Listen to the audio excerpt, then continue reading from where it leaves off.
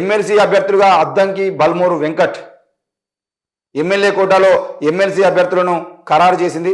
అభ్యర్థులను ఖరారు చేయడంలో అనేక అంశాలను పరిగణలోకి తీసుకున్న కాంగ్రెస్ పార్టీ టీపీసీసీ ప్రధాన కార్యదర్శి అద్దంకి దయాకర్ను ఎన్ఎస్యుఐ అధ్యక్షులు బల్మూరు వెంకట్ పేరును ఎంపిక చేసినట్లు తెలిసింది. ఈ విషయంలో మహేష్ కుమార్ గౌడ్ అసహనానికి గురైనట్లు తెలిసింది. ఎమ్మెల్యే కోటాల్లో ఎమ్మెల్సీ ఆశిస్తున్న వారిలో టీపీసీసీ కార్యనిర్వాహక అధ్యక్షులు మహేష్ కుమార్ గౌడ్, మాజీ మంత్రి చిన్నారెడ్డి, షబ్బీర్ అలీ, అంజన్ కుమార్ యాదవ్, ఫిరోజ్ ఖాన్ తదితరులు ఉన్నారు. గురువారం నామినేషన్ల ప్రక్రియ ప్రారంభం కానున్న నేపథ్యంలో బుధవారం ఎమ్మెల్సీ అభ్యర్థులను అధికారికంగా ప్రకటించే అవకాశం ఉందని పార్టీ వర్గాలు తెలిపాయి. మొత్తానికైతే గవర్నర్ కోటాలో కోదండరాంకి, అమీర్ అలీఖాన్కి గవర్నర్ కోటాలో ఎమ్మెల్సీ ఇచ్చేటువంటి అవకాశాలు అయితే కనబడతా ఉన్నాయి. మరి సియాసిత్ న్యూస్ ఎడిటర్ అమీర్ అలీఖాన్, అలాగే టీజేబీ తెలంగాణ జనసమితి పార్టీకి సంబంధించినటువంటి అధ్యక్షులు కోదండరాం గారు కూడా ఉన్నట్లు తెలిసింది. ఎమ్మెల్యే కోటా, గవర్నర్ కోటాలని అభ్యర్థుల పేర్లను బుధవారం ప్రకటించే అవకాశం ఉందని పార్టీ వర్గాలు తెలిపాయి.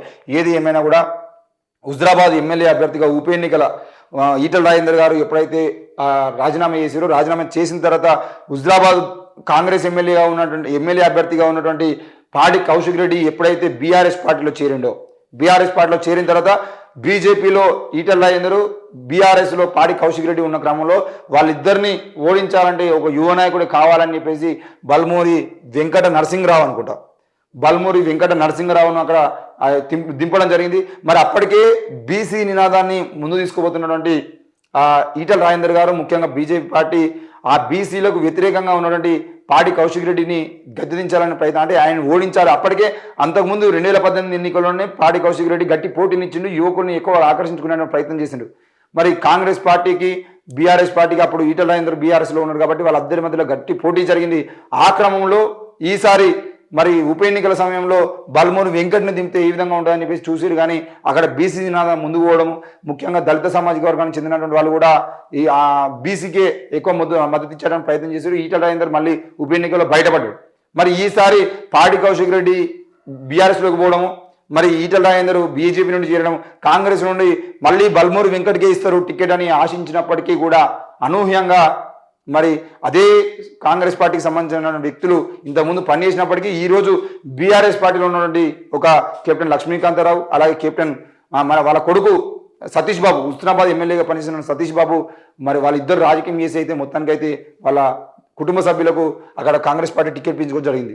మరి కాంగ్రెస్ పార్టీ టికెట్ ఇచ్చిన తర్వాత కాంగ్రెస్ గెలిచిందా గెలవలే అనే విషయాన్ని పక్కన పెడితే ఆయన టికెట్ని త్యాగం చేయాల్సిన కారణంగా ఈరోజు అద్దంకి దయాకర్ అయినా బల్మూరు వెంకటైనా వాళ్ళిద్దరు కూడా వాళ్ళకి టికెట్లు వస్తాయని ఆశించినప్పటికీ, వాళ్ళకి టికెట్ రాకపోయినా సీనియర్లుగా ఉన్నా, ఎమ్మెల్యే అభ్యర్థులుగా పోటీ చేసిన అనుభవం ఉన్నా కూడా వాళ్ళ టికెట్లని వేరే వాళ్ళకి ఇచ్చేటువంటి ప్రయత్నం.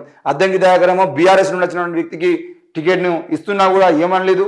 మరి ఈయన కూడా కొత్తగా వచ్చినటువంటి, ఈయన కన్నా రాజకీయ అనుభవం ఉంది కానీ ఇప్పుడు కొత్తగా వచ్చినటువంటి వ్యక్తికి రాజకీయ అనుభవం లేకపోయినా కూడా ఆయనకు టికెట్ ఇస్తున్నా కూడా ఈయన త్యాగం చేసింది. కాబట్టి రాహుల్ గాంధీ అయినా సోనియా గాంధీ అయినా వీళ్ళిద్దరూ కూడా ఎవరైతే టికెట్లను త్యాగం చేసి పార్టీకి త్యాగం చేసారో, ఆ పార్టీ కోసం పనిచేస్తున్నారో వాళ్ళకి మాత్రమే టికెట్ ఇవ్వండి, ఎవరికి ఆలోచన చేయకండి అని చెప్పి చెప్తే ఈరోజు వాళ్ళకి ఏం జరిగింది. ఫిరోజ్ ఖాన్, అంజన్ కుమార్ యాదవ్, మహేష్ కుమార్ గౌడ్ వీళ్ళందరూ కూడా ఎమ్మెల్సీ టికెట్ కోసం ప్రయత్నం చేసేది తప్ప వీళ్ళలాగా త్యాగం చేసిన వాళ్ళు కాదు అనుకున్నదా, మరి ఏమనుకున్నదా మొత్తానికైతే ఈరోజైతే వాళ్ళిద్దరిని, అలాగే సియాసిత్ ఆ పత్రిక ఏదైతే ఉందో దానికి న్యూస్ ఎడిటర్గా ఉన్నటువంటి అలీఖాన్, అలాగే తెలంగాణ జనసమితి అధ్యక్షులు కోదండరాం సార్కి అయితే మరి గవర్నర్ కోటాకు సంబంధించిన విషయంలో వాళ్ళిద్దరికి ఎమ్మెల్సీ ఇచ్చే అవకాశాలు అయితే ఉన్నాయని చెప్తున్నారు. మరి వీళ్ళకు ఎమ్మెల్సీలు ఇచ్చేదంటే తీర్మాన్ మల్లన్న లాంటి వాళ్ళు ఎమ్మెల్సీ ఇస్తారని చెప్పేసి మొన్నటిదాకా వార్తలు వచ్చినాయి. కానీ వాళ్ళకు ఎంపీ ఎలక్షన్లలో ఎంపీ టికెట్లు ఇస్తారా, లేదంటే మళ్ళీ ఎమ్మెల్సీ ఎలక్షన్ల వరకు అంటే గవర్నర్ కోటా వరకు మళ్ళీ మార్చేటువంటి అవకాశాలు ఉంటాయి అనేది కూడా మనం వేచి చూడాల్సిందే.